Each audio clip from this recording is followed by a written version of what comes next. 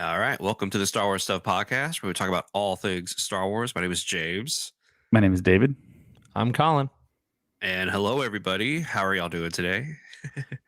Doing pretty well. I am excited that we are because we used to do just one episode a week, but now we're getting into the mode of doing more than one because during the week something else can happen and we'll totally miss it and we'll be behind, but this time we can just be like on top of it. So I'm excited.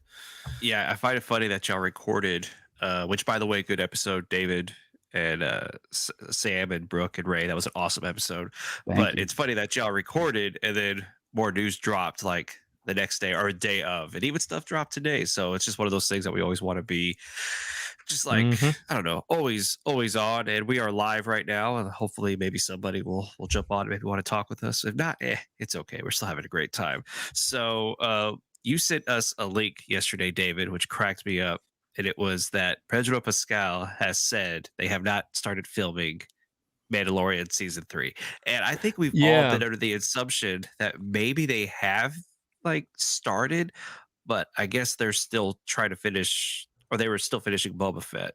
I mean, So here's my thing with that. Again, actors can lie. I mean there has been a lot especially of Star like Wars. people. Yeah. So there has been a lot of people saying that that they have been filming, and there's people that have been saying that they haven't, and then you get Pedro Pascal saying that officially we have not been filming. That Hmm. those were his exact words. So there's a truth and a lie there, I guess. I mean, I guess you can take that as you can, but hopefully they have been filming because all the rumors that have been surrounding it have been kind of exciting. I mean, I know we talked about possibly there being some of our Kashiki and friends on the show, like of some Wookiees. I mean, how cool would that be to see like a tall, yeah, I don't know. I really hope they have been filming. But it makes sense if they wouldn't because they've been doing Book of Boba Fett. So Yeah, I think that's where the confusion comes from because a lot of people assumed that the Book of Boba Fett production was the Mandalorian production, but it seems like it's all Boba Fett, and a lot of Boba Fett news kind of dropped today, and so we there would talked be a Wookiee about it that on the showed up previous on the Book of Boba podcast. Fett. Say again. Oh, I was just thinking of what you said. Then that means that there might be a Wookiee that might show up on the Book of Boba Fett. Then, and there is a bounty hunter Wookiee Right, in the comics that is canon. right, So that might be something they might be referring to. right. And on a couple podcasts ago, I showed the picture of the emblem of the working title Buccaneer. And on that picture, it looks like there's a Wookiee there on one side and an IG droid, I believe. But I got the Okay. video right now. I'll play it, and I guess everyone can judge for themselves. Have you shot a third season, or are you doing it now? We haven't shot a third season, so confidentially, Are you live? maybe I shouldn't. Oh no! So anyway, let me tell you what's going on. I love that. I love it because even Ewan McGregor goes like, "Oh, you're not supposed to be talking about this, man." Right. You It know? seems pretty genuine. It seems really genuine, I think. I don't think Yeah. Pascal's lying like what Colin kind of insinuates there. But see, the thing is, Pedro Pascal's going to go shoot Last of Us for 11 months. Oh, So wow. he's going to do that real soon, I think next month. So he might be unavailable for a while. But the luxury of being the Mandalorian is you have your face covered. So he Yeah. might just be doing voice work. So Or the best idea would be that they are spending all this time finalizing, and because we're going to talk later, and I think we should just go ahead and say it, that Boba Fett has stopped filming. Like, they have ceased filming on Boba Fett. They are completed. They did it. It's done. So from now until December, we're getting post production of that. So I think Favreau, Filoni, Rodriguez, and Kennedy's busy now because she's also working on. She's getting Indiana Jones going as well. So I think everybody is kind of focused on what they should be focusing on right now, just to get the right product out. Kennedy is trying to get the other Lucasfilm projects going, and then Filoni, Favreau, and Rodriguez are trying to finish Boba Fett. I think after maybe I think in August or September, we're probably going to start to hear that, oh, we're going to start production of Mandalorian here pretty soon, because at that time, I'm pretty sure post production of Boba Fett will be completed. Principal photography of Indy should be done by around that time, and so then Kennedy could say, okay, let's all focus on Mandalorian. I mean, so let me ask this question: do you think that Favreau already has season 3 completely written already, or has he kind of held back a little bit? What is y'all's idea? Do you think he's already completed the season? I Yeah, I think he think completed a so. long time ago. Yeah, because Yeah. I mean, John Favreau is a very planned out type of person. Like, I mean, from of what I'm thinking about from some of his work, most of his work, it's all planned out. He knows exactly what he's gonna do, Yeah. and I think like he and Dave Filoni, which Dave Filoni has. I mean, he always has future plans for like from the first episode, like he knows exactly what's going to happen because of he always knew that Ahsoka and Star Wars Rebels, like he knew Ahsoka and Vader would end up eventually fighting down the road. And I mean, and I guarantee that's the exact same thing that John Favreau is thinking. Like he knows exactly what's going to go down. And not only is it going to be the year of Star Wars next year, I just wanted to comment more to what you were saying, but it's going to be the year of Lucasfilm as well, because you've got Indiana Yes. Jones 5, you've got the new Hello series coming out with Warwick Davis, and that is just a bunch of stuff from Yes. Lucasfilm, and that's going to be exciting to see. And then on top Yeah. of that, hopefully season 3 of Mandalorian. I mean, Hopefully, that's because you know, yeah, Grogu has become the face of Star Wars. You know, Grogu is Star Wars now. So they have to have him ready to go by, next year, December. Well, if that's true, then here's a question: how is that going to play into like into that world? Like, is Luke Skywalker going to be like, "All right, I'm done with him. Here you go," and he just drops him off, or like, Uh, is Mando going to have to go to find Luke and get him back for some reason or something like that? Because like, I'm just curious on how he's going to come and play into like the future seasons, because to me, like I know it wasn't goodbye, but it really felt like goodbye. I mean, that yeah, whole I ending mean, was just so sad, and then just to bring him back and be like, oh hey, I'm not really gone, but like that moment of where where Luke's picking up Grogu, and then Mando's just standing there crying, like pretty much and just watching him walk away in such a dramatic way, that felt like a goodbye to me. So if they do bring him back, it has to be it has to fit into the plot. Like it has to fit into the plot. They can't do it just to do it. Like it has to fit into the story. what do you think, David? Do you think we've seen the last of Grogu, or do you think we're going to see him again? Yeah, there's no way that's the last of him. He makes too Yeah. much money, first of all, and then second of Right. all, I think he's a great character. Yeah. And then to see him actually grow up, I actually kind of had a vision today thinking about how they could lead into season 3 of The Mandalorian. I was thinking, what if we show Grogu as an older version of the species, and he's telling like a story in front of a campfire or something, and he's like being asked a question by his Padawan about what does he remember? What's the oldest thing he remembers? And then he tells a story of maybe Mandalorian season 3. Well, So, I'm surprised Lucasfilm hasn't hired you yet. That's a good way to And I go think into a season. I really want to see old Grogu. I want to see what he looks like. I want to hear him speak first of all.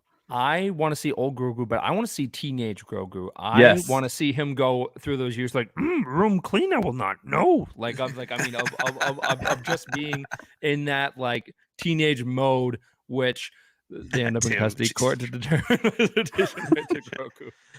you Oh, never no. know, that might happen. But Yeah, hey, like, hey. I could see both sides of Favreau, Filoni, and Kennedy saying, "This is this story. It's done. The story arc of Mandalorian, of Din Djarin becoming the person he is, has been complete. He completed his mission. Grogu is Right. now with who he needs to be with. So now it seems like, okay, now here's the rest of the story, which has nothing to do with Grogu. Now this is the story of Din Djarin and the Mandalorians and Mandalore. I Right. I I think from a storytelling standpoint, that is like the smart thing to do. but like David said, he makes them a lot of money. I mean, I Yeah. see 3 or 4 toys in the background of David right now of Grogu. Yeah. It's almost like they were like, he has to come back. But at the same time, if he doesn't come back, I get it. I get what they're trying to do. Where we had 2 seasons figuring out what to do with this thing, and now it's like, okay, now here's the next chapter of Din Djarin. So kind of tracking back, like I said before, like I mean, like it was a goodbye, but honestly, if it fits into the story, it'll work. It's just you can't force him to come back because then it's not going to feel natural, and then it will feel like they're only doing it because they want more money off that character, and I don't want them to do that. Well, David had said it already, where they're gonna probably set all these shows up to be the Avengers, to where the end game is everyone going against Thrawn and his army, Right. and it would just be very appropriate that Grogu comes back to help them out. You know what I mean? Like Grogu comes in with his lightsaber ready to save the day. Like that would be the best thing for everybody to see. And I would be freak out awesome if I saw that. So But something that maybe like a great way for him to come back would be maybe in the Ahsoka show, where where Ahsoka's doing her thing and then she runs into Luke and she sees Grogu, like something Oh like my that. gosh. But honestly, you're right. It would be awesome to see like for a while, like we do not see Grogu, and then like in that big like huge like um battle that's going to happen with Thrawn, like for a season or 2, like we don't see him. He comes back, he's kind of trained, he's got a lightsaber, he's got a new outfit, like he's grown up a little bit to where like his legs are kind of taller, so he can actually like run and like do action stuff. Like that would be cool to Yeah, see. he pulls like, a Luke like at the end of season 2. He saves the day. yeah, like that would be be awesome. But now that would be so cool, man. Like now correct me if I'm wrong, but I think I remember somewhere where they said they really didn't have the intention, or they weren't thinking of actually having him talk at any point. I've never heard that. No, okay. No. I don't know. I But- might have heard that somewhere. I forget But where I heard little it. But that little creature just took the whole world by storm. You know what I mean? Like it would be No ridiculous one- not to bring him no back. one knew that was going to happen, because of I remember we talked about on the podcast of where it was a leak that we were going to see the species of Yoda, and we were like, oh yeah, like we might see the planet of the actual origin of the species. And then that first episode, at the very end, he like takes the sheet off and the thing opens, and then he's just looking up, and you're like, money. like completely gone. Like I mean, and then all the Disney executives. yeah. And I mean, and it's not only that, it's just like if you're bringing in an acute like character or something like that, it's kind of a hit or a miss, because of, are you just adding it to add it, or is it going to add to the story?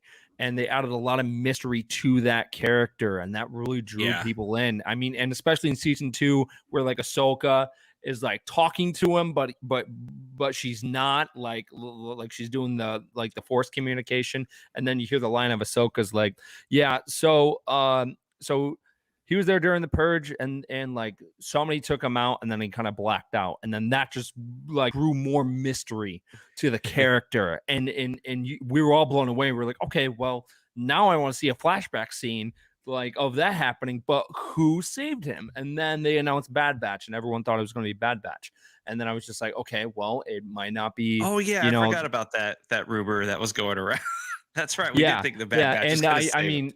And Sam told me that that it would be cool, but for that type of moment, you would think that of a big moment like that, they would save it for live action. So if they do, so kind of going to what David said about of them doing like the opening scene of of maybe like Grogu being an older master. Well, how about they do a flashback scene like the first like in the Bad Batch, where like they do the first like 10 minutes of like Order 66. Why not do that with the first episode of season 3 of The Mandalorian, and kind of showing like that kind of backstory, and then we maybe get a glimpse of who it was, and maybe it's someone we know or someone we don't know, and that adds more mystery to Grogu, because something that has always been surrounded by Yoda is mystery. like his origin and his planet, and they added that to Grogu as well. So I hope they keep that tradition going because it's drawing more people in to that character. I just don't want him to be a money grab because he's a baby and he's cute. I want more mystery. I want more stuff about that character that's going to draw more people in. So, but I trust Favreau and Filoni to do that. And you did say a flashback, like that would be so cool if that was the start of season 3 of Mandalorian, and then you see Luke there, and he's like, "What are you thinking about?" And then you kind of see Grogu just like on his own, and then he looks off into the stars, and then we just go straight into now we're watching season 3 of Mandalorian. So we know that Grogu's thinking about Din Djarin and everything. But I've been saying it for the longest time that that's going to be his downfall. Like that's not good for a Jedi, and we all saw that with Anakin. So I have a feeling like that's going to be huge of Grogu still wanting to be with Din Djarin. So we're going to have to wait and see.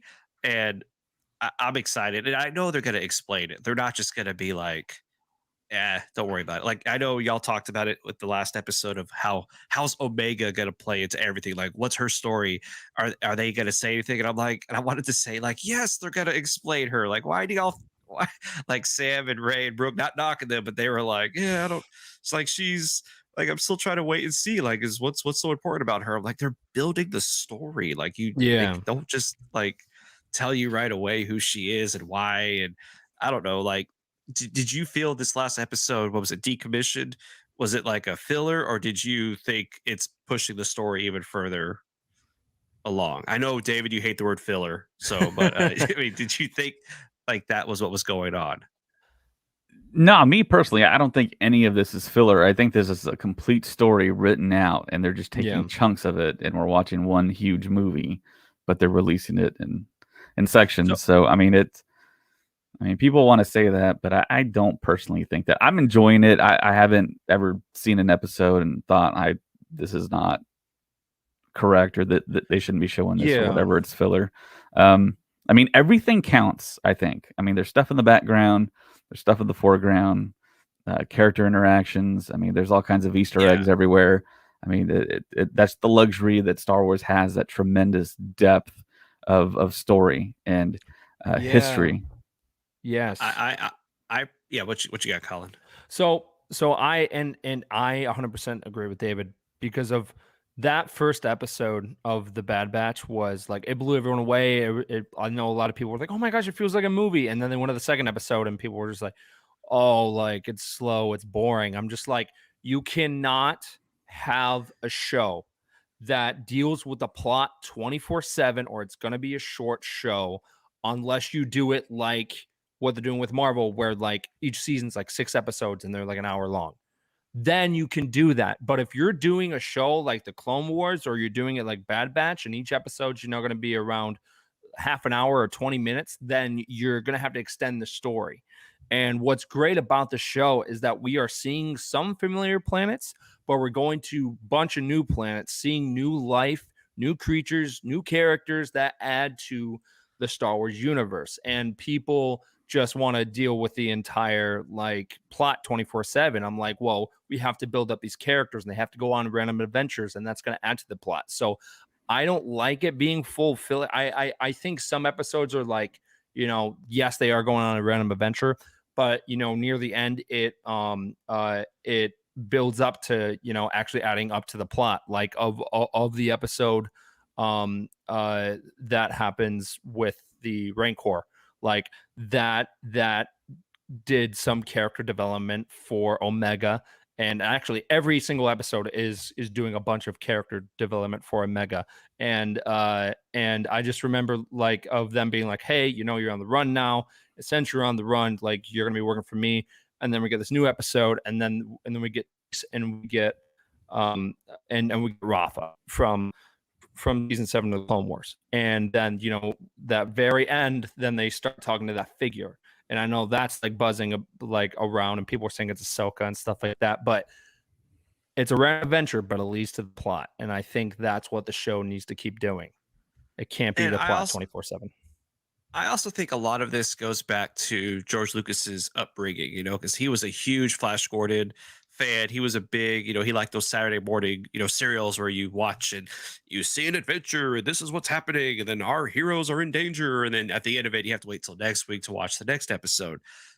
I think Filoni is like, this is George Lucas's, like, this is what he always wanted to do with Star Wars. And yeah, you're gonna have an episode where they do this, and it's like, all right, you need to go on this adventure. So you're like, all right, we're gonna go on this adventure now. And I don't know, for me, it's fun. I'm digging it. And like you said, like David said, each episode there is something that's progressing. Like the last episode, Omega picks up that awesome weapon and she can't use it. And then in this episode, she's learning at the very end. What does she do? She goes pop pop, and I was like, yeah. I was like, I said an explicit word. You don't want to know what I said, but I was like, yeah, man, that was awesome. When she starts shooting the thing, and the sisters coming back, I thought was genius because now we're pushing everything together. Okay, so here's my prediction of who it was, the figure at the very end. Okay, correct me if I'm wrong. Okay, correct me if I'm wrong. Infus Nest was a woman the whole time. Yes, no. Like when we first heard about her, tie-in. That would be a great okay, tie-in. when we first heard about her, Infus Nest, we all thought it was a guy. Nobody thought it was a girl until she took off the helmet. Then we were like, oh wow, it's been a girl this whole. She puts that mask on, so nobody knows what she actually sounds like. So part of me at the very end, when they were talking to her, I was like, oh my God, if it's Infus Nest, that's gonna be the coolest, like, because Infus Nest was kind of doing some like like she wasn't the part of the rebellion. She was doing like the dirty work for the rebellion. She was doing like the illegal stuff that you shouldn't be doing, but she was doing it for the right cause. Part of me wonders if that's what's going on. Do you think it was Infus Nest, or are we all just saying it's Bail Organa? Because that's what we said in the podcast. So I like that idea. That's a really good prediction. I haven't seen anyone really talk about it, and the reason why it's why that might be the case because of we go into the territory of people always kind of predicting what's going to happen. But what's nice is that there's always that chance that it might be a wild card like her. Yeah. Like that would be a great character to bring in when everyone's expecting like Bail or Rex. Rex would fit more into the story because of now we're kind of getting into the we are kind of getting into that time where we know Wrecker's going to have to get that chip out of his head. Because he's banged his head like every single episode. Like every single episode, he has been in a crash or like he's been knocked out or like he's banged his head on a bar. And I was just waiting for that moment to where he was going to say, good soldiers follow orders.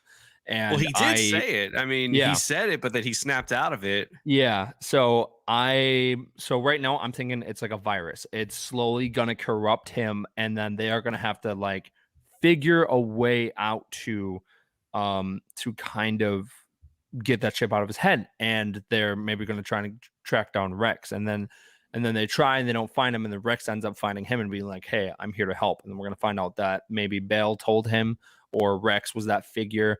But I think, having the sisters come back, that was a great tie-in. I mean, I personally wasn't like a big fan of the sisters because of all the decisions that they made. And it was just a decision, like a poor decision after a poor decision. But in this episode it kind of felt like they kind of grew up a little bit since we last saw them, even though who knows how long it's been. Maybe it's been 2 weeks, maybe it's been 6 months. We still don't know that gap, but I liked seeing them and I thought that was really great. And of course Tim says McClunky because why not? Maybe it was McClunky.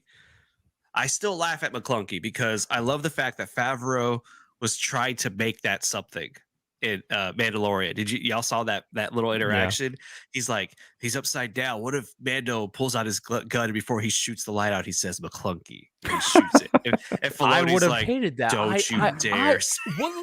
Why on earth would you add that to A New Hope though? Like I was blown away by that. I remember watching that for the first time, like on Disney Plus, and that line happened. And I was just like,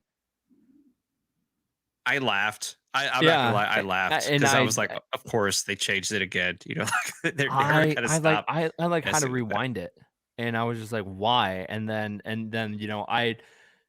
I don't know. I hope that's not the case because Weeks to a I month just want to learn the episodes. history behind it. I want to know why because no one's told us really why. Who knows why they're gonna keep changing stuff like that? Yeah. But I have a strong feeling like in 3 episodes we're gonna find out who the sisters were talking to. Um, you know, it could be Bale, could be Andor, it could be Cassie and Andor, it could be anybody really that they're talking to. But it's Anybody? just you better shut your mouth. But it's just a better way for Star Wars to start pushing it, you know, pushing the Yeah. story forward, and all the stories are connected. And I'm loving that they're doing that they're giving us all this connective stuff to push everything together. To at the very end of all of these episodes, we're all going to be like, dude, that was awesome. And I heard that the second half of the season is supposed to get real. It's supposed to dive deeper and it's supposed to get darker. And yeah, I sent y'all that TikTok. I don't know who said it, but it was there was an article that said the composers of the Kevin Bad Kiner, Batch, yeah. yeah, they said that they watched it and they cried at the very end. And Mhm. I'm like, oh man. I mean, I have a feeling we're going to lose a lot of the Bad Batch. And I'm as it's thinking we'll happening, definitely use. I think we'll definitely lose Crosshair. I think he will Crosshair's try. going to die. Oh I yeah, think he's going to yeah, redeem. I think he's going to redeem himself, but then he's going to die. right. I think Wrecker's going to sacrifice himself to save No, everybody. I love Wrecker. Mhm. He's a great character. I feel like he is the heart of the Bad Batch. I think like I mean, I love Omega, but honestly, I mean like if Omega wasn't there, it would be him being the real heart of the Bad Batch. So I could see them doing it. I could see them keeping Echo and stuff like that. But then you got to remember, if these characters were alive, they might be in Star Wars Rebels with like Rex, Yeah, Rex, true. Wolf, and Gregor. Or we're going to get that story that we've all kind of thought would happen is they just go off into the sunset and they leave it all behind and they're like, that's it, we're done. Well, You know what I mean? Like mean that could happen. the characters from the movie Rogue One ended up going in a sunset, but they all died because of the huge explosion. Too soon. That was way too soon. Hello, Rural So, Farm Boy. You got any questions for us, Rural Farm Boy? We're just having a nice Star Wars discussion. This is what we would talk about if we weren't recording. You know what I mean? Like if David and Colin and I all called each other, this would just be the conversation we'd be having.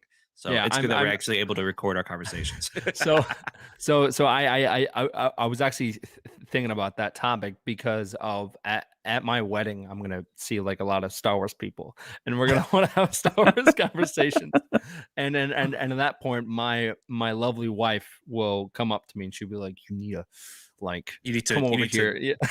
do your rounds, you And psycho. I'm gonna, and something else I was thinking that we could do is that for the wedding is we could have a sabacc table and we have like a giant thing of sabacc cards and people could play like a giant game of sabacc because of the whole like idea is like in the bubble of our wedding it's going to be like you're entering into the world of Star Wars like we are having Darth Vader and a couple of stormtroopers walk around and it's gonna and they're gonna interact with people, so it's gonna feel like you're at Galaxy's Edge, but it's gonna be my wedding. And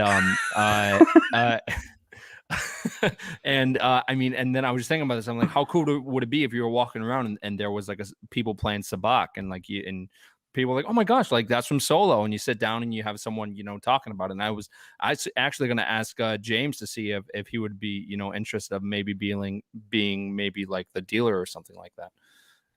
Maybe. Nah, that's too much. That's Nah. too much. But yeah, so I was thinking about that idea would be pretty cool. Sorry to talk That would about be pretty- personal life, but yeah. No, we're all excited for your wedding and we're all looking forward to it. We're gonna be taking pictures like crazy. I'm a little nervous by this Rural Farm Boy. My questions might not be show topic related. Yeah, that's fine. That's totally Yeah. Try fine. us out. Okay. Can you see the comments, Yeah. Colin? Okay, good. I was making sure. Yeah. Okay, so before he asks us a question, there was something. Oh yeah, so I remember seeing an article that they had done the color correction on Rise of Skywalker. And if you haven't listened to that, like I said, last week's episode, go check it out. It was, or this past week's episode. It's really good.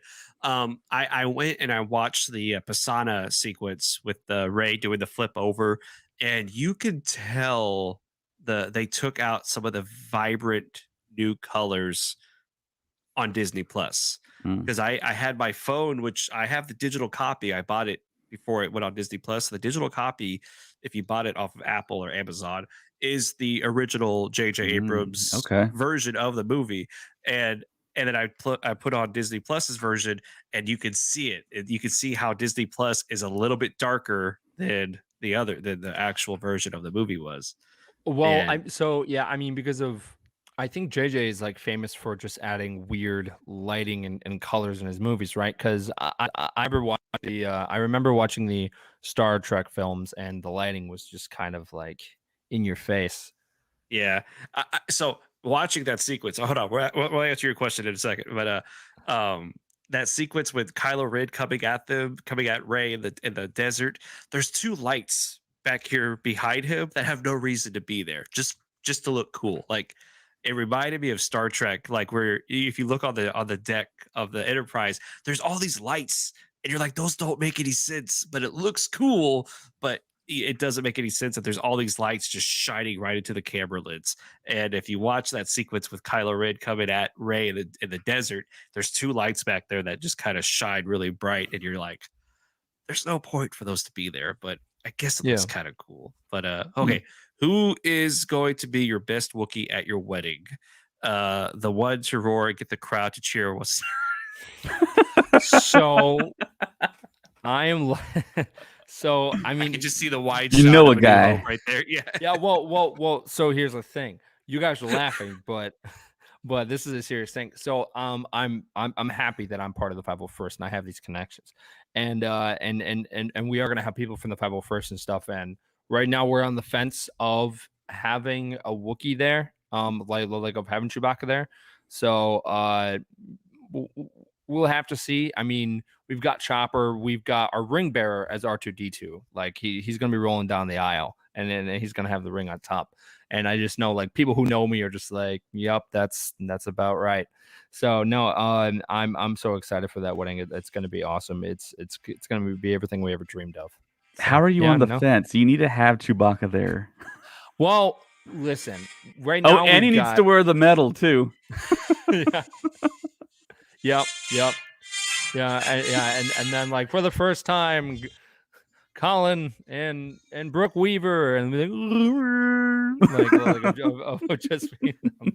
Y'all have to have medals though, for no reason at all. Y'all have to put medals on and then turn around so everybody can get that wide shot picture with Chewie somewhere there. You know what I mean? Okay, Like, that's so just the trust best. me, I have written like down ideas of what we're gonna do when we're entering the reception. You guys will be impressed of what we got going on there.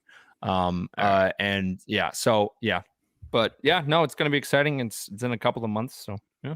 So Liam just asked, do you guys think we get a resolution to the clone / stormtrooper crossover with more Tarkin? 100%. Yeah, we're gonna get that. We definitely got to get the explanation as to why Tarkin does away with the clothes and goes to the stormtroopers. Oh no. It's not Tarkin. It's the Emperor being cheap. That is what's happening here.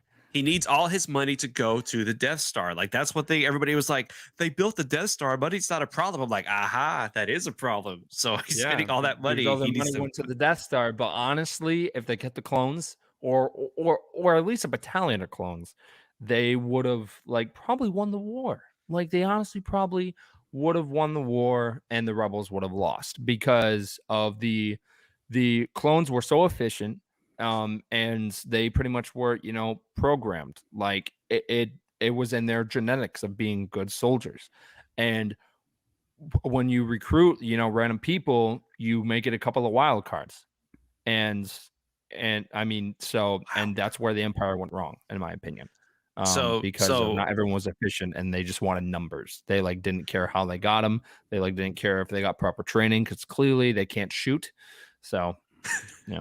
So Liam, I think we're gonna get a very sad moment where we're gonna have all the clone troopers in one place, and then they're going to deactivate them, and they're all just going to just collapse. Deactivate them, like blow them Yeah. up, like genocide, like oh man. Or the chip in their brain is gonna shut down. Like it's gonna be freaking sad.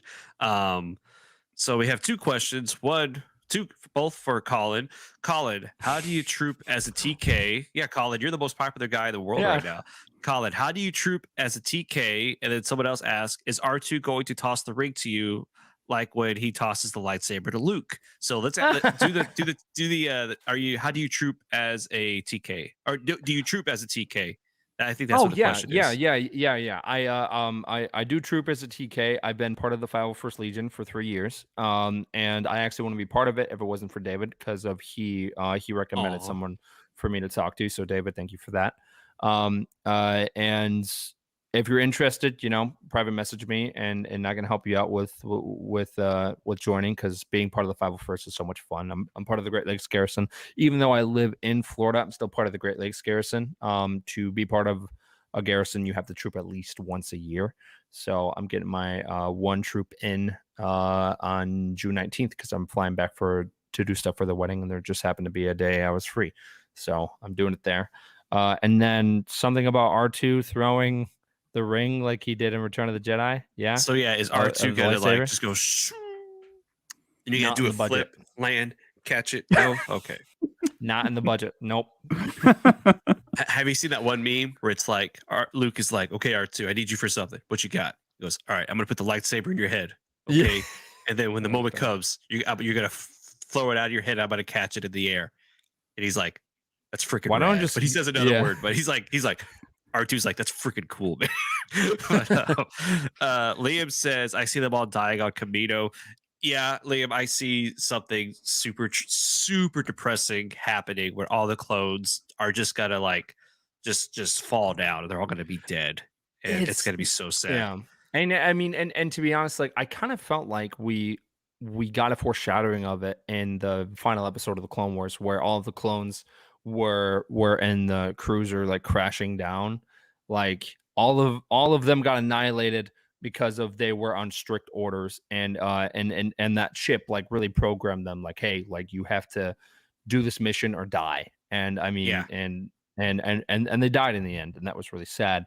And I'm thinking that we might get something like that where I think maybe some of the clones will like kind of snap out of it and be like, oh no, and then they like it's going to be a very sad thing because of these clones, going back all the way to episode 3 when we first saw all the clones turn on them. I always thought, like, how could these clones like just turn on the Jedi? Like and then later, like later it was developed into like the Star Wars universe that they were chips. So I don't think before 2005, when I forget the year. I was too young to remember, but I just don't think that the chips were already in the story by then. I think they did get added into Clone Wars, right? Or am I wrong? I think you may be right, but for me, when I first saw episode 3, when they execute Order 66, and how quickly Cody just goes fire, even though he was just having a conversation with him, made me realize they have the clones had no control. Like, and so I was always okay. I was never like, how could they just churn? I was always under the impression like, oh, they never had control. Right, but the possibility exists that they could flip, and that's probably more so the reason why Tarkin wants to get rid of them, as opposed to money reasons. So. And we kind of saw that with Hunter and them, where like their chips didn't fully activate until you bang your head like for 5 episodes, and then it finally activates. So I guess that's the key. If you want something to work, just keep hit your head hitting it. Yeah. Yeah. It also seems that the Empire or Tarkin doesn't really trust the Kaminoans as much as we maybe thought. So yeah, I mean, and then we saw that I guess it was Lamu Su who allowed them to escape in that one episode. Yeah, so she helped them escape. Yeah. Can we talk about how awesome it was to see Ton Wee? Oh, I'm a former TK master. Oh, awesome. Well, sweet. That's oh wow. He's got a lot of costumes. What are those? TB Ty, like TI's basically tie. getting That's what I am. tie. Yeah. TR and TB. I don't know, but I know they're Star part of Wars the Empire. related. Yeah, I'm sure he'll tell us. yeah. Yeah, I'm sure you're Yeah. gonna tell us there. We're not that cool, but thank you though. That's actually pretty cool. I could never do anything. Yes, you can. You could We've do a been whole telling lot, you. James. We've been telling you for a There long are time. so many I'm too- costumes that you could do. I think the word that you're thinking of is I don't want to. No, I'm too short. I'm too short. That's all Jawa, it is. Ewok, Yoda, R2D2. Oh no, I'm just kidding. So, okay. So what else do we got? Their desk could end up like switch. That could end up like switching Matrix, not like this. Bang, dead. Huh. Oh, I see. Hmm. I mean, it's gonna no matter what happens to these clones, I think it's gonna be depressing beyond all reason, and which is why I think they cried when they watched the ending of this show because it's gonna. Yeah. I think it's gonna be rough no matter what we get. So we have confirmed that Bossk is going to be in the Book of Boba Fett. Well, That's LRM exciting. is confirming Latino Movie Review. They're saying that they got a confirmation that Bossk will be making an appearance in the Book of Boba Fett. So, yeah, this guy. Hey, So I actually just recently watched a fan film that somebody made like a couple of months back that I didn't know existed until like a week ago, and I watched it, and it just got me excited to see the character because we got more of him in the Clone Wars, and that was awesome to see like him kind of have a bond with Boba Fett, and then in the later seasons like we see him, Dengar, and young and like kind of more of the teenage version of Boba Fett kind of have this relationship. So I wonder if it's going to be like on the lines of that, like of where they're friendly with each other still, or it's going to end up or if it's going to end up him being kind of upset because of I think some of the bounty hunters were upset at Boba because of he got that bounty of Han Solo. So I think they might be salty about it. They might not be. But do you guys think that all of the bounty hunters are going to show up, or do you think maybe not IG-88 will show up and maybe not Zosk or anything like that? I think once the word gets out that Boba Fett is back, I think everyone's going to come out because I think everyone's. So I have a feeling that everyone's going to be kind of mad at him for something, like you said, and I think everyone's going to want to try to kill him. So yeah, now that the boss is back on his throne, you know what I mean? I think it's going to start to get really intense. So it does make sense that aren't you a little short for a stormtrooper? That's not nice. But I think now that he knows he's back, everyone's going to come out and the show's going to get really, really awesome. Who said that? Don't put that on the screen. Take that down. Who said that? I can't see the name of who said that. I'm going to look it I'll up. find out right now. Thank you, so, Tim. I appreciate it. Thank Who you so was it? much. Tim Sites? Tim. Yeah. Uh, But yeah. So I think in Legends, Dash Rendar ends up going on a mission and he ends up killing IG-88, and that was between the events of Empire Strikes Back and Return of the Jedi. So if IG-88 doesn't show up, that would be a kind of a cool tie-in. And because it would get people thinking like, oh, like maybe Dash Rendar is canon, even though Dash Rendar is pretty much the off-brand version of Han Solo, and then a sidekick is a robot. So technically, it's kind of like the off-brand version of Lando because of Lando has a droid sidekick. So I just had love this that amazing image of like the opening of Book of Boba Fett is like at the Mos Eisley Cantina or Mos Espa, I don't know. Either one, and everyone's just there chilling, and then the door opens and Boba Fett comes in, almost like the opening of the Mandalorian, and everybody just goes like, like everybody backs up, and he just walks up to the bar. Like I don't know, like I think that would just be such a cool opening. His new theme that they came out with for the show was amazing. I love the dun dun dun dun dun dun dun. Like I loved that. Because of I feel like he's going to be more of like he will be more of a crime lord in this. Like he will be the new Jabba. Like not, a slug or anything, but like yeah. I think he's gonna be the good guy. I have a feeling Boba Fett's Really? gonna be. I mean, like he helped in. I mean, mind you, just to get the armor back, but I think he has a different code now to how he. I think the being in the stomach of the Sarlacc monster kind of messed with him a little bit. It kind of gave him a different perspective on life. You know what I mean? I mean, because it's not every day you get thrown in the belly of a monster and then you come out. But I think somehow that changed him in a way, and we're gonna see all that. But yeah, I think Boba Fett's gonna be a little bit different, a different Boba Fett than we're used to seeing in this show. What do you think, David? What are you laughing at over there? I mean, You always laugh at me. I don't know why. But no, I'm not laughing at you. I'm laughing with you. I'll tell you later. Yeah, I'm not going into the Book of Boba Fett thinking I'm going to see one thing or the other.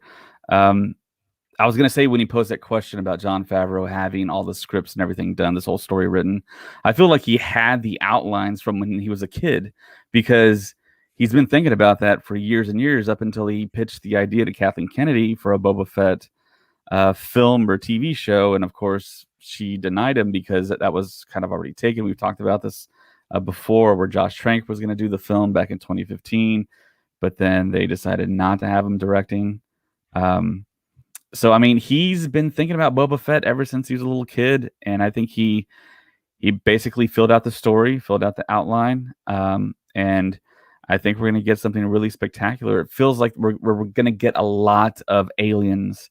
There's going to be very few humanoid type characters. Fennec Shand is going to be one of them, of course. But after her, I mean, I think we're going to see almost a very Cantina-esque type of show, just a myriad of aliens and different species and new and old. And I'm Do you super think stoked. that for the aliens, do you think it will be like, like that proper costume, or do you think most of it's going to be CGI? I mean, considering how much detail they went for Bib Fortuna, I think we're gonna get actual people in costumes. That is what I'm hoping for. Yeah. But then again, Rodriguez is behind it, and Rodriguez is known to really use that digital technology crazily. So I think we'll see. But I trust all three of them, Ed Kennedy as well, to give us something really really cool. And I think they know the fans want to see like actual people in suits. So I, I'm pumped for this Book of Boba Fett thing. I mean, I was really salty at first because that means we weren't going to get another, season 3 of The Mandalorian. But this is just like, it was something I didn't think was ever going to happen in my life. You know what I mean? Especially seeing Boba Fett come back at all. I never thought that was ever going to happen. And so it's I don't know. It's awesome. And then I agree with Liam on here. I want the opening scene to be of the Book of Boba Fett to be how he survived the pit. Yes. Yeah. That is the one thing. I'm telling you, they got to two towers this thing. They got to legit have the camera go down the pit with him. That'd be so great. Like, try to get out of there. That would just show all the other characters that fell in and getting digested. And oh my gosh, that'd be so awesome. I would watch that. People will I guarantee if they do that, then like, and the way that we'll know is like they will have like an actual warning on the screen, like saying, hey, this is kind of scary and not for everyone, or something like that. This is gonna get really gross. This is not for claustrophobic people, because I guarantee people will be like, oh god, no, because of just being in that type of situation. But something that I hope that they do is that one episode is a flashback episode, and it shows more of the origin of what we would have gotten the Clone Wars if Disney didn't get the rights to Star Wars, which is like the origin story of how Boba Fett got the dent in his helmet. And that's between, and you bring back Daniel Logan to and play that would Boba be a Fett. great way to bring back Daniel Logan. And Cad Bane. And Cad Bane live action. Yeah. But yeah, if Daniel Logan is announced that he's in, like that, everybody would just be like, yes, like it's all making sense. Like, of course, Daniel Logan has been trying to be part of Star Wars since like Disney got the rights back, like since 2015. Like, he has been knocking at Disney's door. I know people were making that joke about McGregor, like acting like he was knocking on Disney's door, even though he knew. But I think Daniel Logan is actually knocking on Disney's door because he really wants to get back into that world. And I mean, and fans would love it because he is great with fans. Like he is a phenomenal actor, and he loves what he does, and he loves that he was part of Star Wars. Like even if it was in that small way in Attack of the Clones. Yeah, he does live Um, streams on Facebook, and he's Yeah. asked questions about if he's involved, and it almost feels like he gives that answer where he can't really give a comment, and it's serious, like he's actually somewhat involved, and he Yeah. knows stuff. I mean, Right. either way, I know he's friends with Tamir Morrison, Yeah. so he might have special intel there. Yeah. I think he does know stuff. I think that like it's that okay. So my biggest thing was when the Solo trailer came out, and I think it was one of the final scenes where like the Falcon was like flying. I remember Daniel Logan posted, a cloud that looked like Slave One, and like he was trying to like convince people that oh hey, maybe Boba Fett's in here, and he did like the winky face, and I just was like, bro, man, you really want to be in Star Wars again? So I would love to see Daniel obviously. Logan. Yeah, I like honestly would Um, love to see Daniel Logan like come back as young Boba Fett, and then do like the origin story with Cad Bane and stuff. And they honestly could just do that like arc that they were going to do in the Clone Wars, because if they like wrote the script and everything to it, just put it into live action, and boom, you're golden. You have an episode. There you go. That's true. Yeah. Do you think we're gonna get hold on, wait. If the reveal for Battlefield goes good tomorrow, any chance for another Battlefront? Oh, I know what he's talking about. I can see it Thank you, Colin. happening. I can see it happening. So with Star Wars Battlefront 2, they were working on adding more stuff. Like they were about to add Ahsoka, they were about to add Ventress, and then DICE kind of shut that whole thing down, and they were like, hey, like we need to focus on other games. And then as soon as that happened, no joke, like for a year, Star Wars Battlefront 2 had more players than they ever did when the live servers were up. And that sent a message to them. And right now, Battlefront 3 is in development. There have been leaks there of the title and behind the scenes stuff. So it's happening. We just don't know when. But the main focus of that game is going to be it's going to be Ahsoka and Coruscant. Like those would be the main focus of the game that would be like in the first season. So we'll have to see when that happens. I am expecting something soon about the next Star Wars game, not Star Wars Battlefront 3, but like of the open world stuff. Like we'll like probably get a teaser trailer for that. And I know there's that the new Mandalorian game was also in development as well. So there's a lot of stuff. What about Jedi Fallen Order 2? That was we really haven't heard that much about it. I mean, they haven't 100% confirmed that game's happening, but that game was like the first one was such a success, so that's a no-brainer. And yeah, I that's think exactly it's a foregone conclusion it's going to happen. Yeah. I mean, that and Yeah. Battlefront 3, I think we're going to get it, but yeah. I mean, it's going to take some time. I was just mad that they, stopped adding stuff to Star Wars Battlefront 2, because that game is amazing. Like I talk about it all the time because it's such a great way to live out your Star Wars action adventures, like of going on Tatooine and just playing with like your squad of friends, and then you're like, no, look, it's Luke Skywalker, and he comes in and he just force pushes you, and you're just like, what's going on? Like, we dreamed about doing that as a kid. I've just noticed my room's getting really dark. I don't have a light. Yeah, I was about to say, hey, Colin, do you have a light there, buddy? Can you get that going? Hang on one second. All right. So, anyways, now that he's gone, we could talk. I'm just joking. But one time, Colin and I did play Battlefront together, and it was Colin. I'm telling you about the one time you and I played Battlefront together. Oh yeah, that dude, one night, you get so intense when you play. we were yelling. You were like, Jesus, Jay. No, well. So we were playing Ewok Hunt once, and I think it was one of your first times playing it. And I just remember you being like, "Okay, so I'm a stormtrooper. What's the point of this?" I'm like, "You don't want to get killed by an Ewok," and you were walking, and you got killed instantly. And then I just remember you being like, "Oh, like." Like you were so intense and you were so into it, and you're like, Colin, I apologize, but I get into gaming. Like when I game, I am gaming, and I was like, Yeah, I get the same way. It was a lot of fun. I'm glad we didn't record it because everybody would have been like, y'all are kind of James. terrible. Like, yeah, we're Like, pretty jeez, bad. bro. Yeah. But anyways, so there were other news. We have notes actually, guys. We're trying to stick to this thing. It's called Star Wars stuff, not Star Wars yeah. script. So Michael We're allowed to go off the Michael rails every once in a Waldron, while. you jerk, would like to have C-3PO with a new Feige produced Star Wars film. And also there is word Feige is going to bring in a big actor to lead his Star Wars film. Kanye West. No, I'm just kidding. So, so I mean, thinking about Kevin Feige, and he's working with some of the biggest, he's made some of the biggest actors in Hollywood because of Marvel, because of the Marvel Cinematic Universe. Who do you think this big actor is that he could bring in? Chris Evans. I mean, that's the one name everybody keeps saying. Chris Evans. He's a big Star Wars fan. Yes. So And he's got a Ryan Johnson connection too. this He does have a Ryan honestly has Johnson connection. been kind of predicted for a while, and I know that this certain actor said that, that no, I'm not going to do it. Like Brie I haven't Larson. been approached by it. Benedict Cumberbatch's Throne. I could totally see them doing it.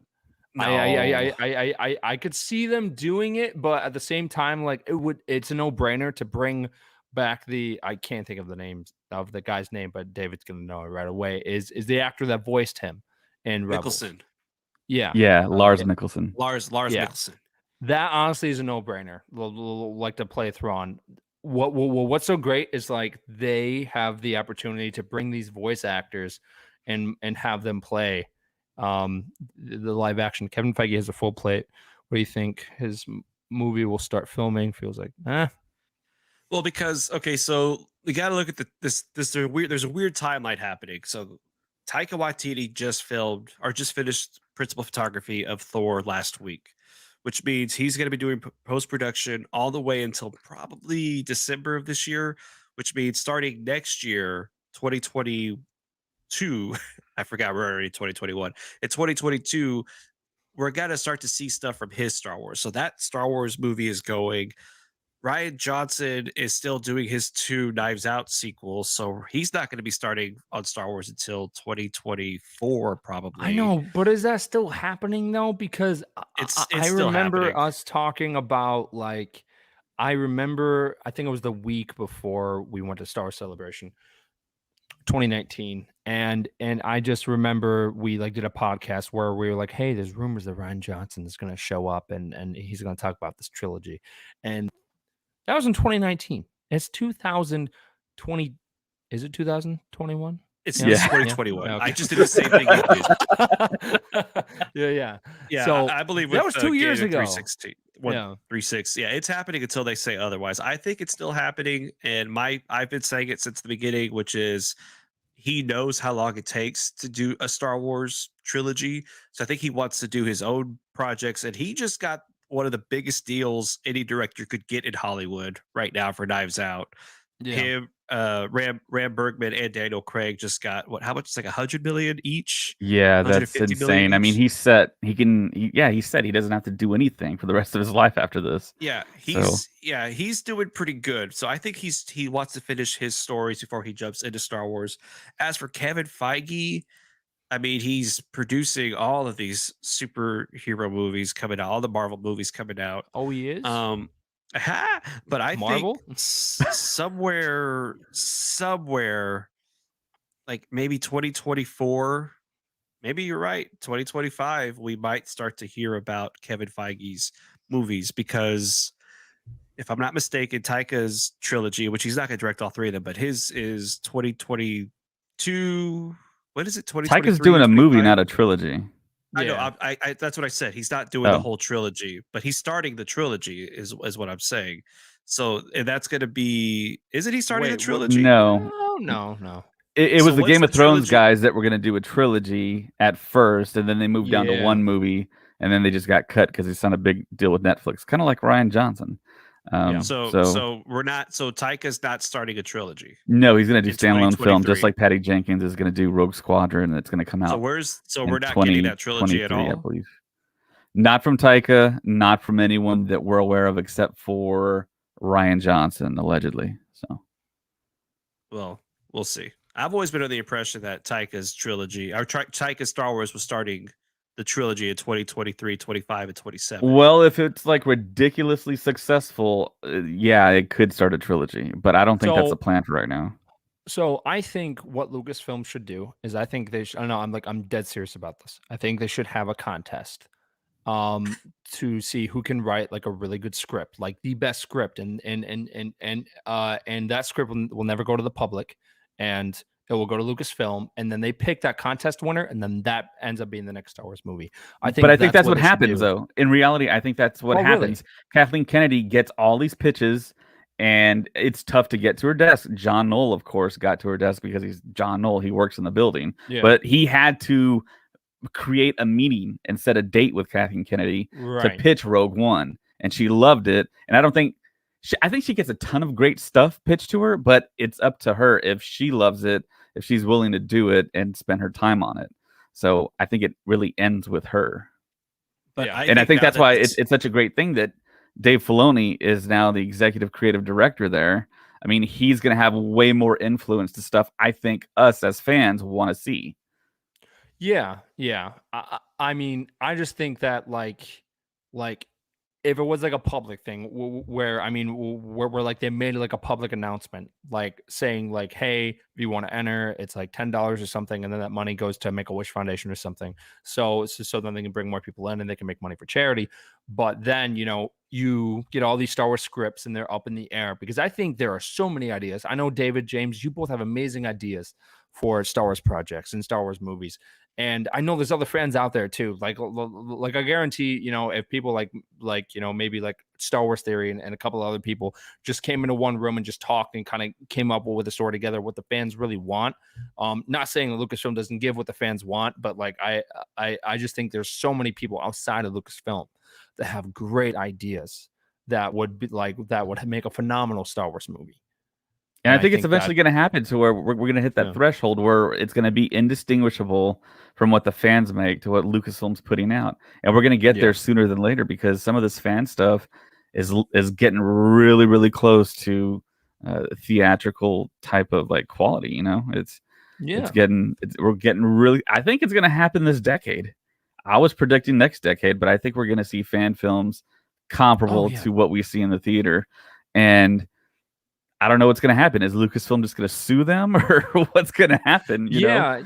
Yeah, because I mean, there's so many good films out there like that have been happening for years, and there was the new Stormtrooper kind of led one. It's called Bucketheads.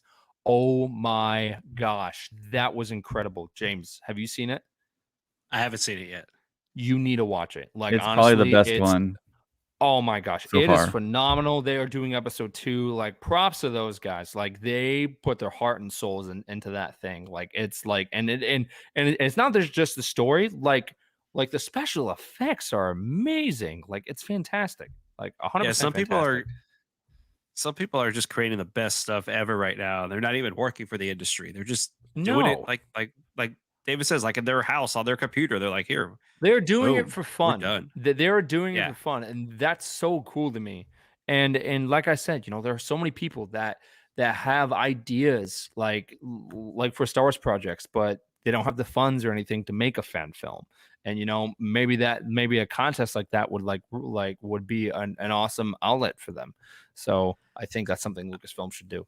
So this is what needs to happen, Colin. We're in the 501st. The 501st needs to put out a call for everyone to almost have like our own like type of gathering, like a celebration almost. But we're going to work. We're going to make our own film and pull in all the resources of all the 501st. Have a specific date. Have maybe like a week or two. We all get together. We all shoot something. Everyone's got official costumes. I mean, we can get this done. I know. I mean, and some members of the 501st have fulfilled that dream because they got to be in the Mandalorian. Right. Like, that is cool. Like, that is cool to say that I don't have a screen accurate costume. I have a screen used costume. And some of these people made these costumes, and that's so cool. Something would be yep. Yep. I agree. Yeah, you might get kind of, I don't know. I like that idea, but at the same time, you might get some crazy, like, you know what I mean? Well, I mean, but then again, they don't have to pick the ideas. Like I mean, like for example, if like I submitted like a Max Rebo fan film, you really think that they're gonna be like, well, you know what? That is a 3-picture deal. Let's do it. Like no, like it. I mean, I personally would choose that, but but I think if it was like, you know, it was Pablo, Kathleen, and someone else that like were in a room and it was a contest and it was like three judges and they were like, you know what, this is the best script, let's do this, and they would make an official announcement saying like this is the next Star Wars film and then the next movie. Like that would be pretty cool if it is something on the lines of that. Yeah, well, they do fan film awards at Celebration, right? Yeah, but I'm talking about like official, like I mean where like of course the script would kind of get tweaked for certain audiences, but like where that would be like a movie or a show that'll show up on Disney Plus or in theaters. Like I'm talking about that, like in that way. that would be pretty cool to see. Yeah. Yeah. Almost like going to Sundance and trying to sell your movie, but you're trying to sell it to Lucasfilm. Right. And I mean, and that would be a good way to, I mean, because of, and James knows this, like you cannot, you can be the best at what you do, but like in the entertainment like business. But if people don't know who you are, you're going nowhere. Yeah, So- nobody will ever notice you. Right. So. And Lucasfilm Star Wars is a good way to get out there because no one knew who Daisy Ridley was until she ended up being Rey.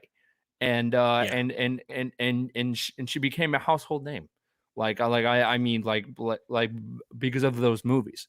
So doing that kind of stuff is going to bring those great minds that like don't have the funds to like, you know, do their own projects, to bring them out into the spotlight and give them the credit that like that they deserve. So I think this would be a good thing. I just thought of this. I've been thinking about it, but I'm like, if they did a costume contest, not costume contest, if they did a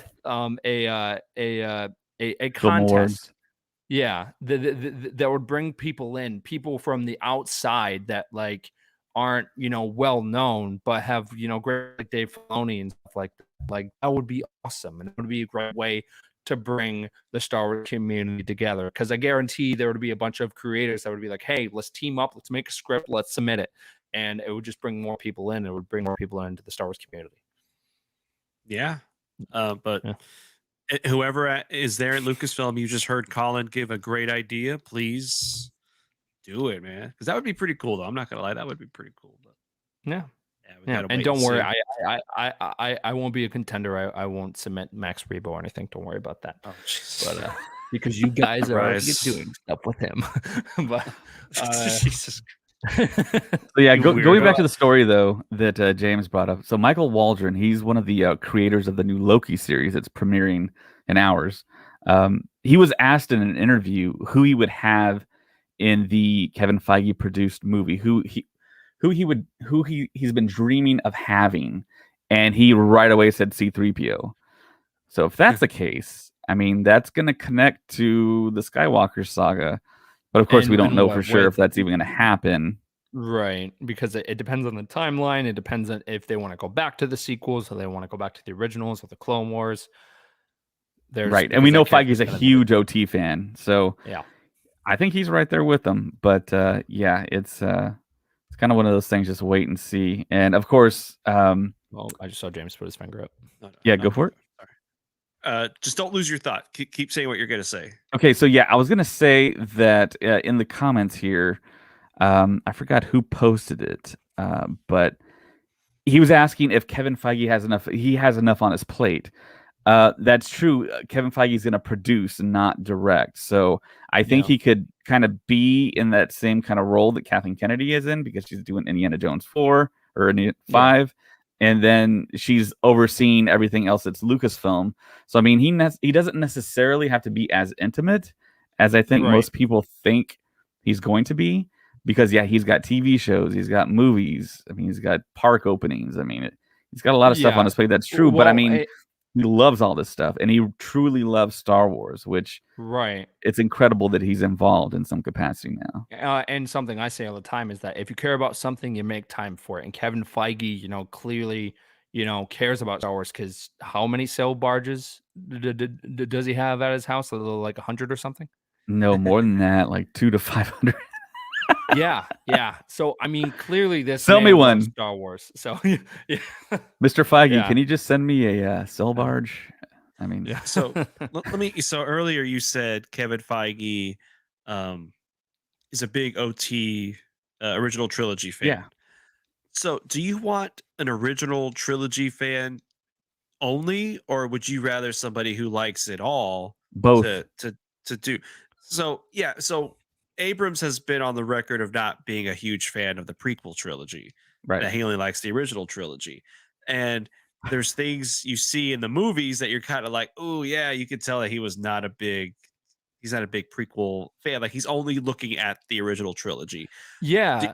so do you Because think do you think that could have like I don't know. Like, Yes, do you it want somebody affected who his films. Yeah, clearly. I mean, so I think I'd stuff want like somebody Anakin's banner that was hanging yeah, at Maz's castle. yeah, I was He about to didn't say that. approve of it. It slipped by He him. did not approve of it, Yeah. and he really upset about it. And I think Ron Johnson was the same way too, right? Because there was supposed to be stuff about pod racing in The Last Jedi, and they ended up not putting that into the movie. I don't know, but he referenced the prequel trilogy more than any of the Yeah. others did. Where he Yeah, was Luke like, had dialogue where he said Darth Sidious. yeah, this Darth Sidious' name was finally like, I mean, they said it before, but it was like, oh my gosh, Luke knows who Darth Sidious is. It's not just the Emperor, it was Darth Yeah. Sidious. And he explains the history of the Jedi to where you're like, oh, he's seen the prequels. That's good. Like Luke Skywalker watched episode 1, 2, and 3.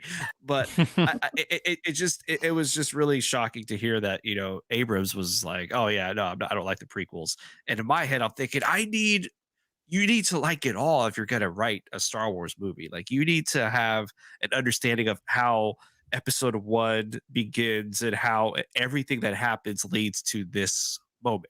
And that's what Star Wars is. It's a continuing story.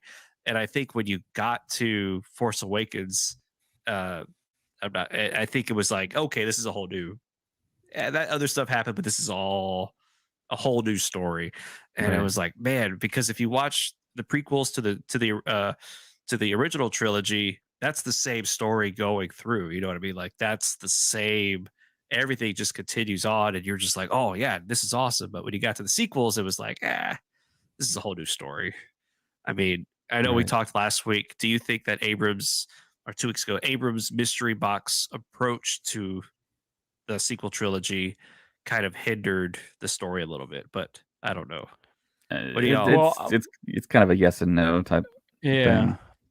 because I of mean, I remember reading the article where like which I know we've talked about it before, but where J.J. Abrams said like we kind of went into the sequels with no plan, and that kind of just kind of goes back to like he said she said because of they like stated that like we had a plan, like we totally had a plan, and Colin Trevorrow had a script, and everything was based off like all of these 3 scripts, and Ryan Johnson had a script and he trashed it and he wrote something else.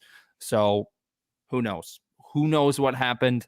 But in the end, Ryan Johnson had to not Ryan Johnson, JJ Abrams had to come in and he had to do the last movie when it was supposed to be Colin Trevorrow, and that script is phenomenal. I mean, that Yeah. movie would have been crazy. Let me ask you this question. Would it have been so crazy for us to learn that Kylo Ren was Han Solo and Leia's kid before the movie came out? Or did that have to be a big reveal for the movie? Like if in the promotionals they would say, you would see Kylo Ren and like the son of Leia and Han Solo, now the mysterious Kylo Ren, blah, blah, like, would that have been like, oh my gosh, and we would have gone to the movie already knowing that, trying to figure out what led to him being that, or was that need to be revealed in the movie? So I had the mindset of going into that film of one of these new characters belongs to one of the original characters. Like I mean, it like are one of their kids, and then like Snoke, was like Han Solo, and I was like, oh, okay, you know, I didn't see that coming, but like at the same time, I was like, it makes sense. It makes sense. Like I know a lot of people for a while were guessing the crap out of who is Rey, like where is she from, and in the end, she belonged to original character, but it was Palpatine, and we were just like, what? So Yeah. So yeah. My question is like, would it have been better if we just like when you see Luke Skywalker at the beginning of A New Hope and you see Darth Vader, you're just watching the movie. You're just like, okay, yeah, here are these yeah, characters, and that's it. Like, but with Abrams, I'm not knocking Abrams. Like I said, I like The Force Awakens. I like all of Star Wars, but I still critique Star Wars any chance I get. But I still love it. But it's like, did his like, ooh, who's this person? Ooh, we're gonna give you just little hints here and there. And then, ooh, who's this person? We're gonna give you hints here and there. Oh, she's really important, but we're not gonna tell you how. I mean, would it have been better if Ray was introduced and the story played out the same way as like Luke Skywalker was, or how like Darth Vader just shows up and Darth Vader is Darth Vader in the first movie with no connection to anything else? I would have been upset in The Last Jedi if we found out who she really was. Like, I mean, like of who like her parents or her grandparents were, because then I would have been like, that's just, you know, copying even more of what The Empire Strikes Back did. Yeah. And you want these films to kind of rhyme from where they've come from, but you don't want them to be a carbon copy. And that's what, you know, you already kind of got that sense from Force Awakens, where, you know, they are going in and they're trying to blow up this like giant space station, and then you go to Last Jedi and there's walkers on a planet that looks like snow, but it's salt. So it's just like, it's different. You don't Just want kidding. too much of, I mean, of stuff from the original films. Like you like want some of it, but you want most of it to be new original content. And if I found out that, you know, early on, like especially in the second movie of this 3-episode arc, that, you know, who her parents were, I would have been like, come up with something original. Like, come on. And Ryan Johnson did come up with something original. It's just he went off the blueprint of what Star Wars is. And we won't go into that because we always have an argument about, you know, The Last Jedi. And I don't want that. I don't want this episode to be that. I want, yeah. That's funny. But I want to argue. I'm just kidding. I'm just joking. But no, I just think about how, you know, Abrams, you know, approached the Force Awakens, the whole mystery, the whole like, what's going on? Who's this? I know because he said, and it's not Star Wars, but Star Trek. He said he regretted that they kept Khan a secret in Star Trek Into Darkness. He was like, he says there really wasn't a reason for us to keep him a secret. We were just trying to make sure nobody knows. But he says, but in the end, it didn't really matter that you didn't know who he was. And you're like, yeah, I kind of see what he meant by that. And so I'm thinking, like, was Kylo Ren kind of the same way, where it was like, was there a reason to keep him just this huge secret? And then you get that close up of Snoke where he's like, Han Solo. And you're like, oh, nice. Okay. Yeah, exactly. It's and like, I was nice. like, nice. All right, what's next? Yeah. I mean, I liked it. I like the secrecy. I like the mystery. I mean, I like not knowing, but of course I was trying to look at everything online and figure out stuff. But I mean, I'm with you. It's cool to have secrets and to have them revealed, and you get to hear like audience gasp. I mean, it's fun. I mean, it's just kind of a part of movie making now. I do remember when Movies David and I change. saw the Rise of Skywalker, and they ended up doing, I mean, and that experience was pretty cool because I just kept every single time like something happened, I would look, because if David was behind me, I would always look at David and be like, David, and he's like, I saw it, and I'm like, okay, and then I would turn back, and I just remember when Kylo was like, hey, you are like your dad's like, your like grandfather is Chief Palpatine, and then the audience was just like, wait, what? And I was like, didn't see that coming. I don't know how I feel about it, but you know, we'll see how it goes. And I mean, and in those moments, like, you like always get mixed reactions. Like, you're not going to please everyone, and that's what all these new Star Wars projects have done, is like, it's not pleasing everyone. Even though episode 4, you know, all the way back in 1977, it pleased everyone. Like, I have not heard any complaints about A New Hope. Like, try and find something wrong with it. You can't, because it's perfect. And I mean, but then, you know, in the later years with these movies, you were trying to just get to like different parts of the Star Wars like fandom, and you can honestly tell what George Lucas has done and what these new creators have done. But they still try and go off that blueprint. And with the Last Jedi, it was completely off, and that's why you had like a lot of the fandom not being on the same page with it, because it wasn't what they thought it was going to be. Because sometimes Star Wars can be predictable, and Rian Johnson made it like 100% not predictable, and a lot of people didn't like that.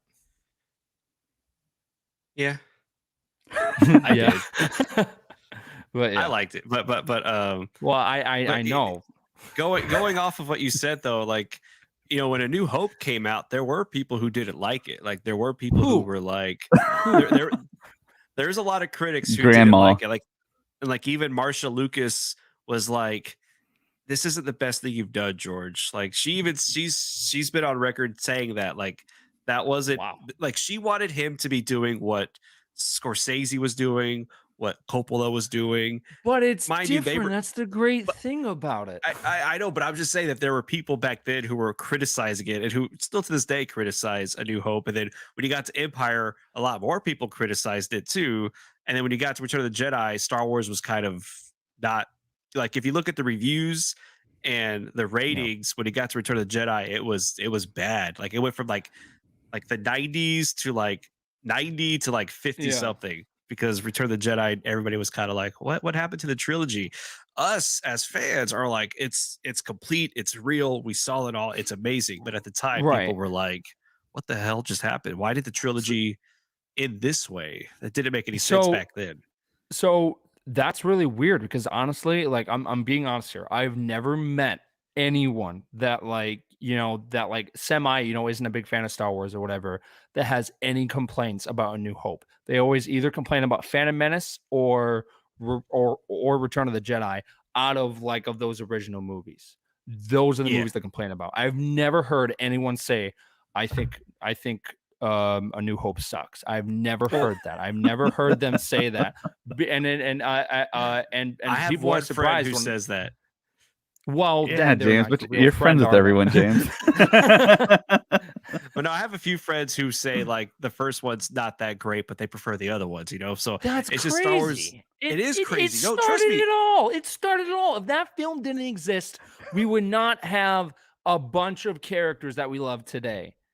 So those people who don't like A New Hope, I would love to know why you don't like it. Like, I mean, I hear you, James, saying like, oh, hey, like, these people didn't like it. What are the reasons? Like, one of my friends did you not like the George cantina? Lucas, of course not. I'm just kidding. One of my friends says George Lucas can't write dialogue, and that makes me laugh.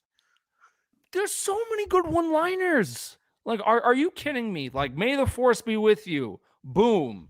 Like, I mean, come on, man. Can somebody get this big walking carpet out of my way?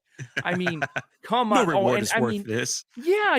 I mean, like Han Solo. Like, I mean, that Harrison Ford was a carpenter, and they turn him into an actor. I mean, come on. Like, this is genius. I love George Lucas's direction to Harrison Ford. Remember what he would say? Like, he would be like, "So how do we say this?" And George Lucas would be like, "Just say it. It's on the page. Just say the line."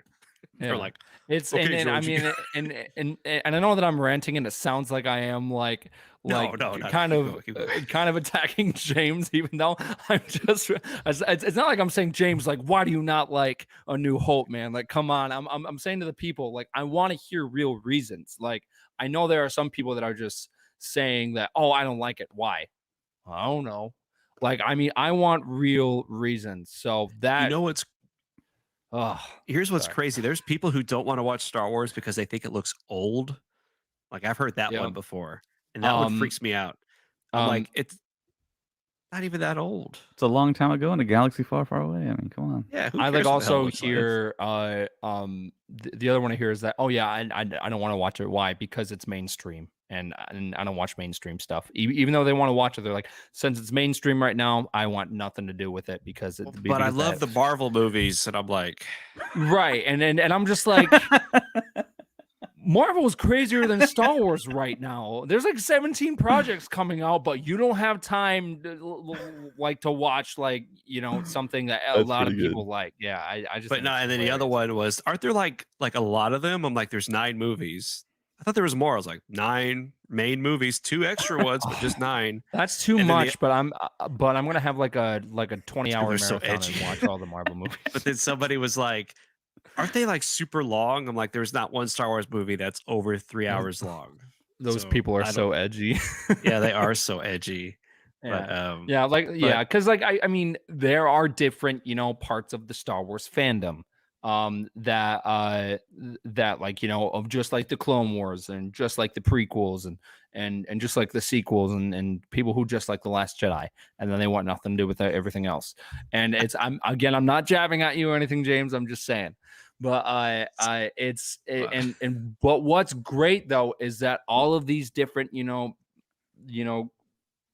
groups are all connected by the same thing, and it's Star Wars. Exactly. And that's what we have to remember, that without that first movie that came out in 1977, even though it's old and it's it's boring, it brought everything together. So if you are out there saying that A New Hope is not your movie, just rewatch it, because it's what brought everything together. I saw James's face and he thought I was gonna say something like So not good. so but, I went to go buy a suit the other day, and I wore my Grogu shirt and had my Oh, for Star Wars Colin's hat wedding? on. No, this is for those pictures on my Facebook if you'll see them. But and I wore my Star Wars hat, my mask, my Grogu shirt, and What? this guy was They're out like, now?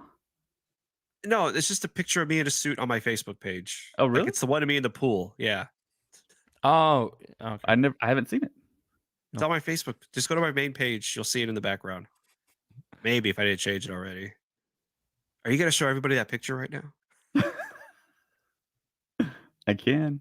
I see Indiana Jones stuff. I see you and your No, wife. it should be like my main picture, my background picture. Your Yeah, cover go to the top photo? of my page. When you're in my the cover pool? photo. Yeah, Oh, You I are didn't not- realize you're wearing a suit in there. thank you. But anyways, so I went Look to at go that buy guy. Look at that guy. can't even see it. But so I'm there getting the suit, and the guy goes, "Hey, you big Star Wars fan?" I'm like, "Yeah." And we start talking about Star Wars, like a good conversation about Star Wars. And I was like, "Hey, yeah, dude, I like this. I like this. What you think about this?" "Oh, I loved it." And blah blah blah blah blah. And then at the very end, he was like, "So what's like your favorite? Like, what are your favorites? Which ones are your favorites?" And I was like, "Well, I like Empire Strikes Back, and The Last Jedi." And he goes, "Nope, nope." And the conversation stopped. And I was like, "Please, dude."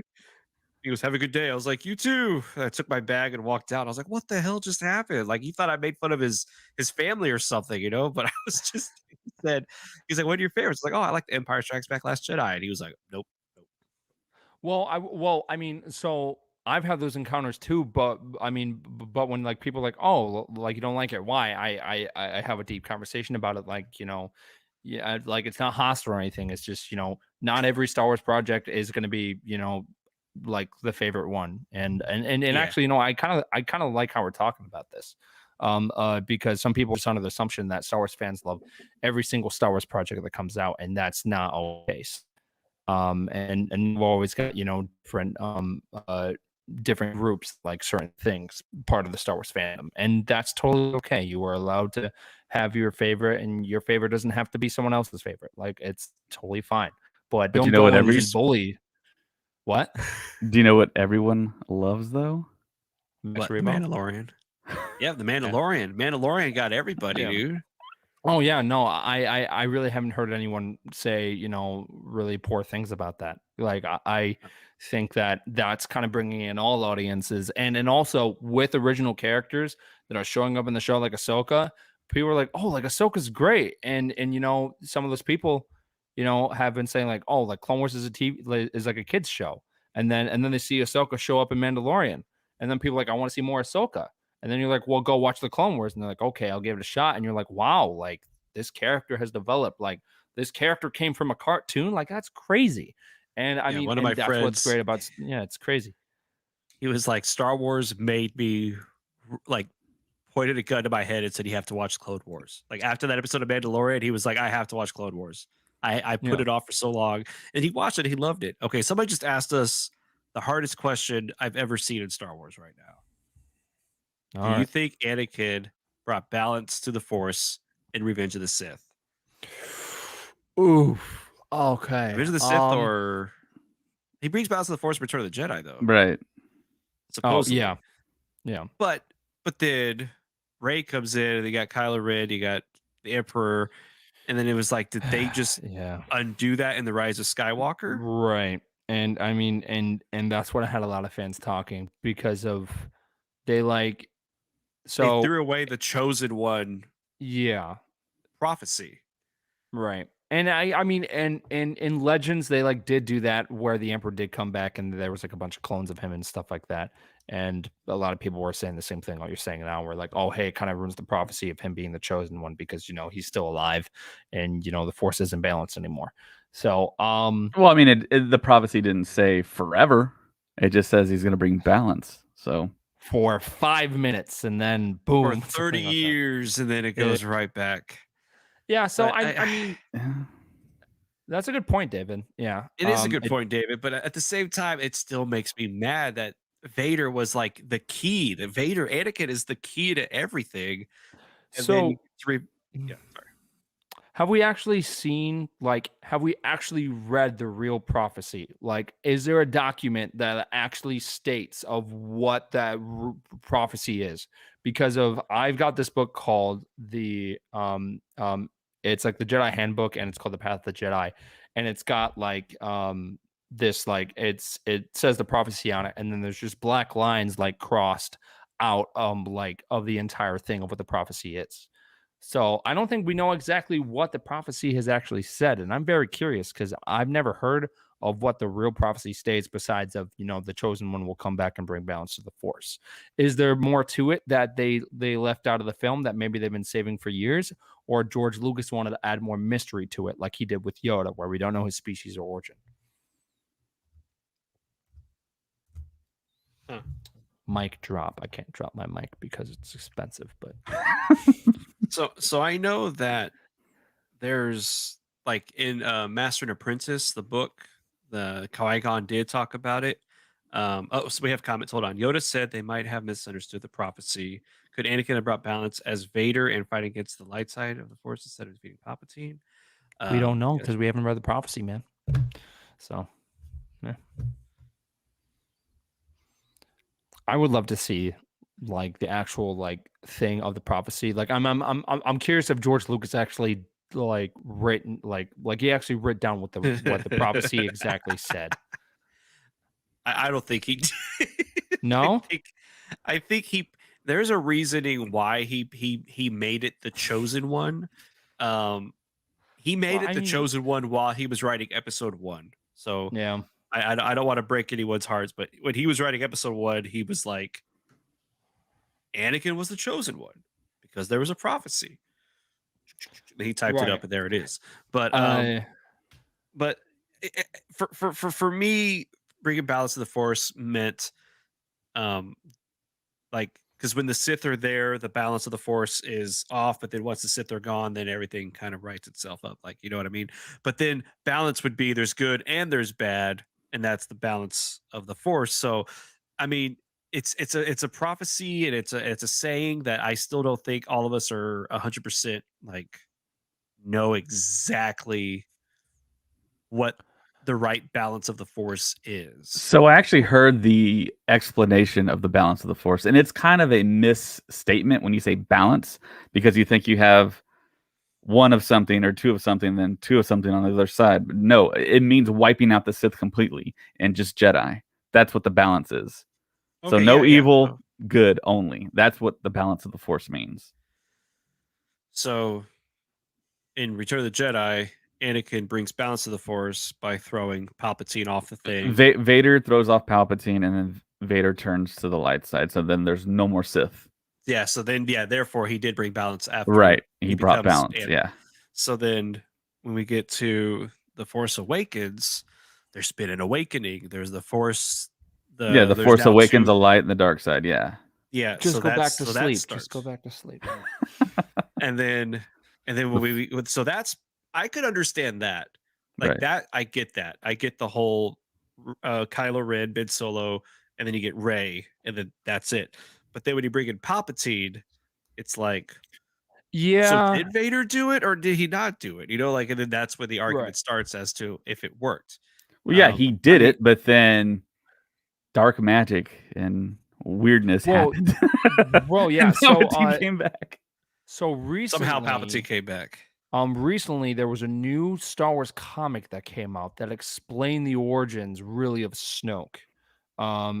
Because of during the events between The Empire Strikes Back and Return of the Jedi, Vader goes to Exegol and he does confront Vader.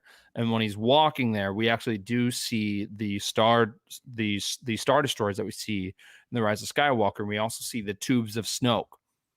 But then Vader doesn't question about it. He doesn't talk about it. They don't talk about it like at all. But you see them like in the background and stuff like that. I recommend the comic. It's the newest issue from the Darth Vader comic series.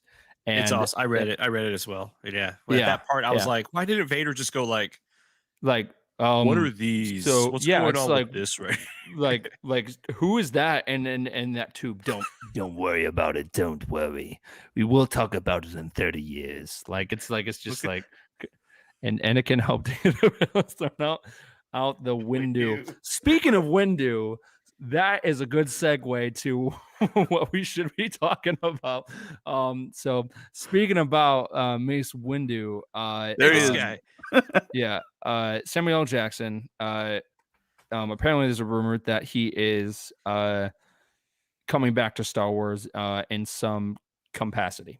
Man, he's been wanting to come back from the beginning. Man, he's just, oh man. Have you seen his shirts that he wears on Instagram? Yeah.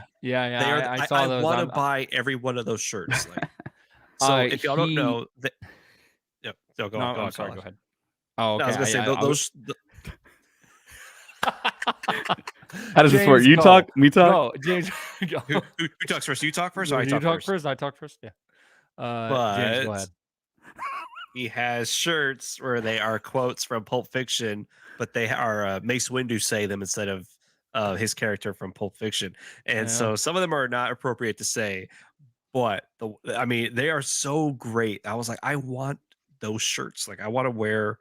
I'm trying to bring up one of them right now. He wore it on May 4th. It was here he goes, Correctamundo, and that's what we're gonna be. We're all gonna be cool, just like Yoda. And that's a quote from Pulp Fiction. And then in today he wore one. It said, "Hand me my lightsaber." It's the purple one, the one that says "Bad Mother." Of course, Yeah. And it Mace Windu, So yeah, he has these shirts, and I'm like, I want to wear those shirts. I don't think he sells them though. I would totally wear one of those things. But Mace Windu coming back. How does he come back? He will come back and he's going to try and hunt down Anakin because he's so ticked off that he got through out a window. I mean, I would be pretty ticked off too, but no. And he got his arm chopped off. I think a good way for him to show up. I know I would have loved to see him be the Jedi that showed up in the Mandalorian, where like he comes through and like his face is like kind of scarred up from the lightning and like he's just blind through one eye and he's like, I'm like here for the child. Like of just walking through. Or a good way would have been the Bad Batch. I think the Bad Batch would be a good way for him to come in and because actually have Samuel L. Jackson be the voice. That would be cool because actually, fun fact, a lot of people know, but in the Clone Wars movie, Sam Jackson actually did voice Mace Windu, but only in that Clone Wars movie. That's the only Clone Wars project that he was part of. So yeah, there's been rumors for a long time that Samuel L. Jackson's going to return to Star Wars in some capacity. And we can go back as far as 2017 when we were in that room together, James. Mm-hmm. Yeah, the 40th panel where he did a video where I was sitting right next to you. Wow. Oh yeah, Colin was there too. He was sitting right in front of me. So Yeah, I mean, he made a special video basically doing what Ewan McGregor said he wasn't doing. He was pining for a job. He was like, Kathy, I know you're in the room. Let's make it happen. And I think the audience like cheered like crazy too. So I mean, he's primed to come back in some capacity. I don't know live action, but it would be kind of a stretch to see him come back in live action, I think personally. Because I mean, did he just go into hiding just like Yoda did? I mean, yeah. that's kind of is that like a Jedi tradition? Is that something a Jedi would do? I know there's a time bunch out. of people that don't want it to happen. You see his skeleton getting electrocuted while Right. he's getting shocked by Palpatine. Vader well, same thing happened to Vader, and Vader dies very soon after that. So Because he no, fried his electronics, he couldn't breathe anymore. yeah, and Not I just mean, that. Shut your mouth. and we technically also saw that with Luke, I think too. I think we saw like because like it's something that he said like during that panel, like, hey, there are people, especially Jedi, who get thrown out of windows or whatever from long distance, and and they survive. So Mace Windu being second to Yoda, you would think that he would be strong enough to survive. So I don't know, think man. it's I think it's possible. I think it's doable. Live action would be interesting because it depends on the project. It really, really depends on the project because, again, having people come back, you gotta do it in a very natural way. Shut your mouth. Just start talking about Shaft. Oh, beautiful. But I love that But Samuel L. Jackson is like, I don't know. He just had like a new generation discovers him again, with Marvel. It was just so great to be like, hey, Samuel L. Jackson, he's back and he's not going anywhere. But No. Mace Windu coming back, nah, man. I'm okay with that seeing him Nah, ever man. again. Uh-oh. David went on mute. No, There he he's is. fine. He's fine. He's fine. He's fine. He's All good. fine here But, now. Thank you. How are you? how are you? But yeah, I don't know. Somebody said something earlier, but I'm not gonna talk about it. About the last. I'm going to Jedi. talk about it. All What are you gonna right. say? Let's see. Let's What do we find got that here? comment. Why is Max Rebo the best character? No, that's not in there. Let's see. It was this Did comment. Did they delete the comment? Oh yes. First time on YouTube Live. Love your podcast. Oh, well, thank you. Thank you, Oh, 2 hey, by by 2 the way, Appreciate that. guys. By the way, everybody, if whoever's listening, I can't see the numbers of who's actually listening to us. We are on Audible now, and We we are have on Amazon Music. 1,566 people. They're not watching us. Shut your mouth. Jeez, but anyways, but yeah, we're on Audible right now. So if you want to go to Audible, look up the Star Wars Stuff podcast, and just give us a 5-star rating. That'll help us out as well. We appreciate that. That still makes me laugh. Just shut your mouth. Let's talk about Shaft. But yeah, we're on Amazon Music as well, which is pretty cool too. And it's free. You have to pay to listen to us, so it's free. And you know what? Somebody told me the other day, and they're probably listening. They're probably gonna get mad at me for saying this, but they were like, y'all kept talking about Apple Podcast, and I didn't know what that was. And I've had an iPhone for years, and I Yeah. was like, yeah. And I thought it was a part of Apple Music, and I had to pay for it. And I said, no, it's a No. whole separate app that's free. And then he said, when I went there, I was like, oh, here it is. And he's like, I gave you a 5-star rating after that. I've been listening to y'all on Spotify. I didn't know Yeah. you didn't have to pay for Apple Podcasts. So yes, you don't have to pay for Apple Podcasts. Just letting y'all know that. Yeah, But, because I've experienced that too, where like, oh, I would listen to it, but I gotta pay for it. I was like, no, I mean, like for like Spotify, you do, but for Apple Podcasts, like it comes free. Like it's just an app, like you download it, and when you type in our name, it should be one of the first ones that pop up. Like it's right there. Not trying to brag or anything, but we're kind of the first ones on Spotify. Yeah. But anyways, Star Wars but, Stuff podcast. What up? What else? Yeah. What else? Do we want to argue about stuff right now, or no? Oh, I found that Yeah, comment. James, Never I got mind. a bone to pick with you, man. Yeah, What like do you got? I don't know. You have to join the I have, like, 501st, low-key- James. Yeah, you do. It's a You do, requirement. It's man. soon to be a requirement to be a member of for the Star all Wars Stuff members podcast. of the Star Wars Stuff podcast, because of Matt's almost there, Brooks almost there, Sam, Ray's David, there. Ray, myself. 501st or Rebel Yeah. Legion. And with the Jawa, you can be in both. Yeah. Like I mean, come on, think about it, man. Like You would just I find That's a so think cloak, about it. walk That's around. so cool, James, to be a Jawa. Even an off-world Jawa with the red eyes, that'd be cool too, man. I would just walk around with the egg the whole time. that Yeah, was- yeah. So just like walk I around. mean something I have great. the egg right behind me, actually. No, you don't. Yeah, dude. Want me to get it? Yeah, All right. Give yeah, me a second. yeah. I'm serious. I didn't know you had that. I want to see it. If he plays a joke on us, we'd be so pissed off right now. Yeah. He pulls up his But dog or I something. so James, but I'm serious about this. I think you should, and the reason why is because of I joined, you know, knowing the fact that I was going to wear this awesome like suit, but I also joined because they do a bunch of great charity work, like for Make a Wish. Yeah, I know. And those but- great and it's awesome giving back to something that has given so much to us. Oh my gosh, you got it! Wow. Oh my god. Check it out, and it opens up. Well, I didn't know that existed. That's pretty cool. Yeah, it was one of the items I got from Celebration. But see, James, you like wear that costume, do that, and I mean, and by then I should have my Mando costume, so I could totally walk around with you. Like it's worth it. Oh, that'd I'm be not so good. joking. So It is y'all- worth having a costume. Can I offer you an egg in this trying time? So, do you mean to tell me that if I go to Star Wars Celebration, y'all won't talk to me unless I'm a member of the 501st or Rebel Legion? I never said that. I'm Sounded just like no. But see, here's the thing: we want you to be a Jawa because Jawas are cool. Yeah.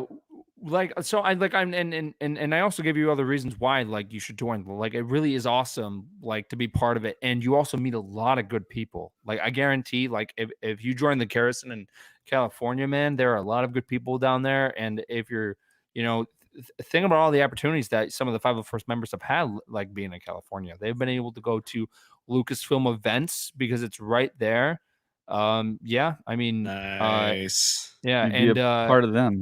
and there have been members that have been in the Mandalorian. I mean, like having costumes and being in a place where they film stuff, like that is like a good thing to be part of. Like I mean, it's charity, but also opens up a bunch of Star Wars opportunities. And True. I think it's a lot of fun. I do not regret it. I love my TK. It's so much fun, man. Hello, Facebook user. That Mark Tolley. Hello, yeah. Mark. How are you? Yeah, Thank you for joining us. You just heard us yelling at each other earlier, and Colin got mad. I did not get mad. mad. I did not get mad. Sounded I like just you got think pretty that it's mad. funny when like people talk about New Hope and like so like I mean, you know how like people get like they don't like something and they kind of go on a rant of like telling you like I don't like this and blah blah blah, but they won't give you a reason why, and then you ask for a reason and they don't give you a reason. I have Yeah. people like that come up to me like I don't like Star Wars, and I'm like, oh, why? And then they're like, I don't know. And I was like, have you watched them? No. I was like, all right, well then go watch it. Like don't complain about it if you don't like have ever watched them. Like it's like just judging because of I mean it's and especially with the Clone Wars, a lot of people for a long time thought it was a kids show, and then people watched it for the first time and they were like, wow, this is pretty good. Like I mean yes, it's a cartoon, and yes, some like in the beginning Star Wars was always meant for kids. Like George Lucas has said that Star Wars is meant for 12-year-olds. Like that's what Star Wars was meant for. But it expanded to audiences and spoke to different audience. I mean, like to different ages. And the Clone Wars was a great way to bring more Star Wars to life. And I think if we didn't get the Clone Wars, we might have not seen The Mandalorian because Dave Filoni wouldn't have been involved. So we see the early stages of Dave Filoni and through the Clone Wars, and it's worth watching. So if you ever think like, hey, it's a cartoon, I shouldn't watch it, watch the first couple of episodes, or at least watch the first season.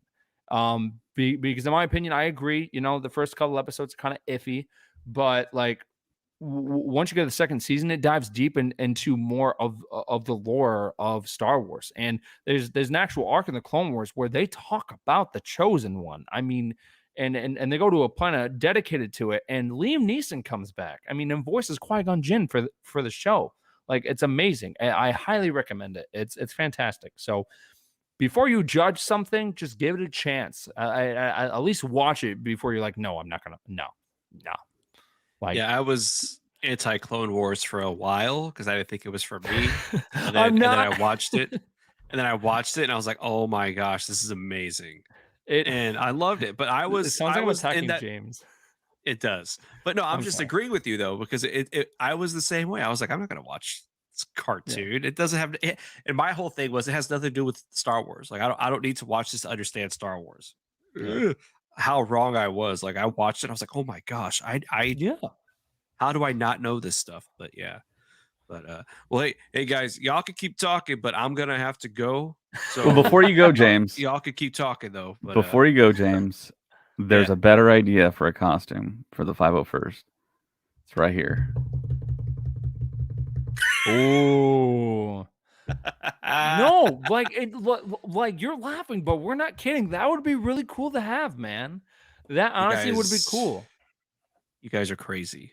I'll think about it, okay? I got a lot of stuff happening in my life right now, and I got to do this thing. Yeah. But maybe when that is over, I could be like, okay, let me try to become a part of this. But Okay. like I said Well, before, I think that's I'm very everything. Yeah, short. So, Sorry, go ahead. but yeah, no, I was gonna say I'm very short, so it's actually quite limited. But I will think about it, guys. But hey, y'all can keep talking. But I like I said, I gotta get going, unfortunately. So Yeah. Well, I'm yeah, really sorry. I was gonna. No, I think we wrapped up, and I think this is one of our longest podcasts. So awesome, guys. I think it's the Way longest to go. ever. Oh, there We you did go. pretty There good. you go. Minus our, we did a long one for the episode 9 review a while back. Patreon. But anyways, yes, check us out Patreon. We'll have more of the Bad Batch commentaries coming for y'all, and please subscribe, help us out, and even if you just want to donate $1, that would also help us out so much. Twitter, And Instagram, YouTube, Facebook.